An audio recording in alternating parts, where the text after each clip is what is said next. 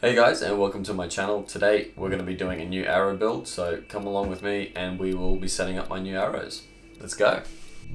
Okay, so here are the 4 different types of arrow configuration that I recently fletched up with these new arrows that I got.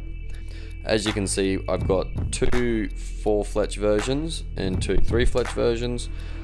All have a 2-degree right helical on them, which is probably the biggest change that I've made to my arrow setup.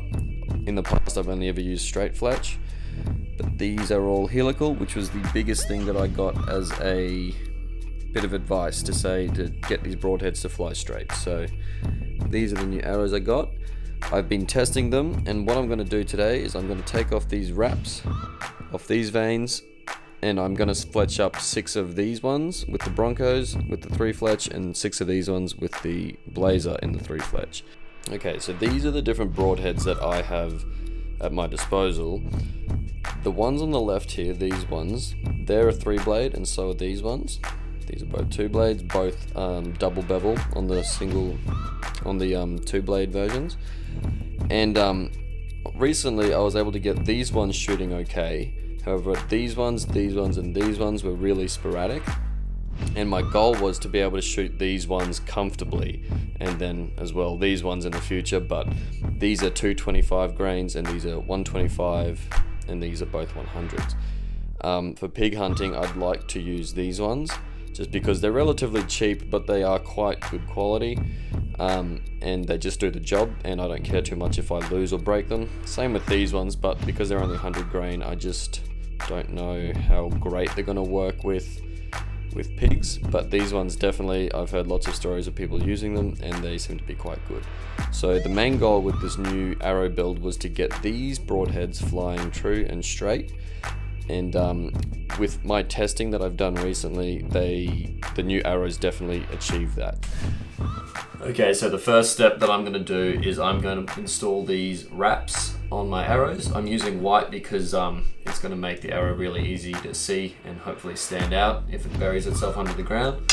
I'm also using homemade wraps. I recently made these myself and they're working out really well, and I'm very happy because they're like a tenth of the original price of how much you'd pay for them somewhere else. So I'm using a cricket machine to cut them out and it's working perfectly. So if you guys want, I can do a video on that another time, but first things first, we're going to start installing the wraps on these arrows.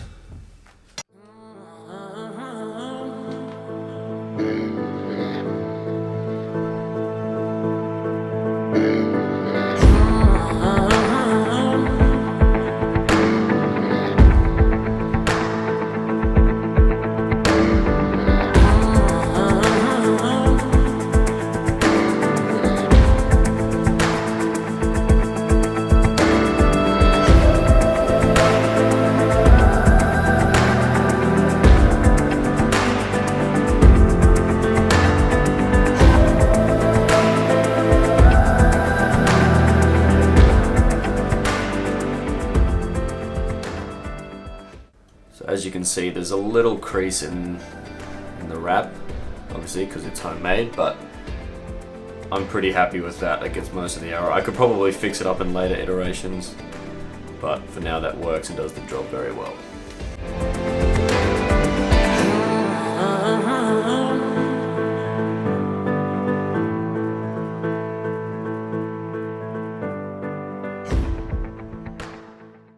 Okay, so I think I'm just going to fletch one of each arrow just for the sake of time. What I'm going to do is I'm going to do the 3-vane with the Bronco first, and then I'm going to do the Blazer second, and then I'll time lapse the rest, and you guys can watch it if you want, or you can skip ahead. But that's basically going to be the majority of the arrow build. Alright, so let's get into fletching these.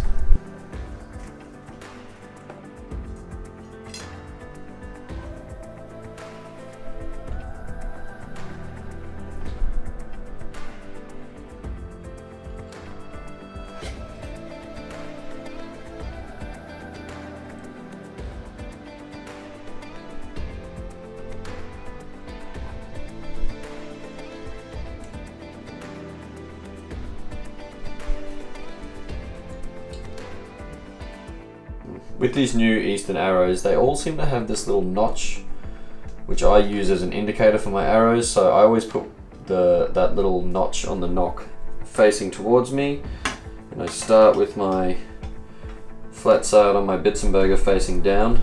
That seems to work well for me. So put that in. Now that I've got my vein, I also like to use that bottom mark on my jig as reference. Let's give it a bit of this primer pen, which I find works really well. I don't know if it does anything, but it seems to work. Give it a quick second to dry. And I just dab little blobs of super glue down there. Now I do use super glue, and that's probably why I like using wraps, because super glue on carbon does not come off very well. I think the other fletching glues that other companies use probably do come off a bit easier, but these ones don't, unfortunately, so wraps are the way for me. So I just put it in the jig nice and firm. I hold it there for about 10 seconds, and then I let go, let it sit for another couple of seconds, wait for that. Just show you a bit more. So just make sure I provide even pressure front and back, and you can kind of see in from the front, and you can make sure that that's pushed down enough. And once that's done, you just lift the clamp, pull them out, and that's one vein done. So now I'm gonna flip till it clicks, till I get to the next one. Put the next vein in.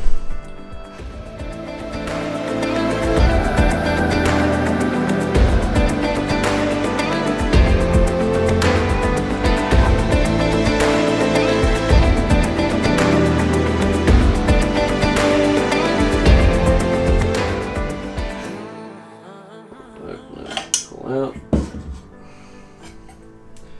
And then that's done.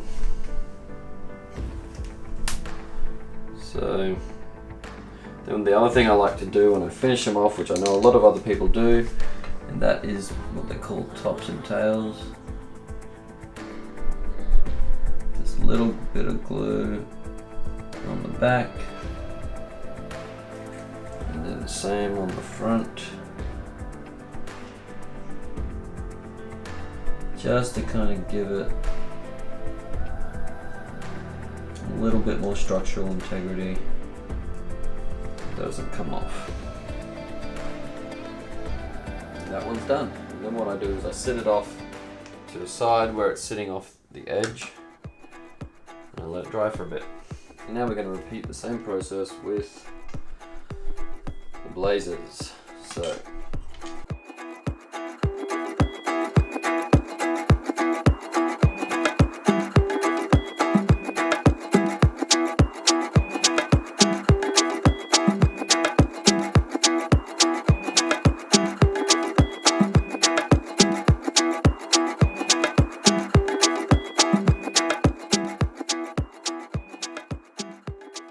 alright guys, that is how I fletch my arrows up and install my arrow wraps.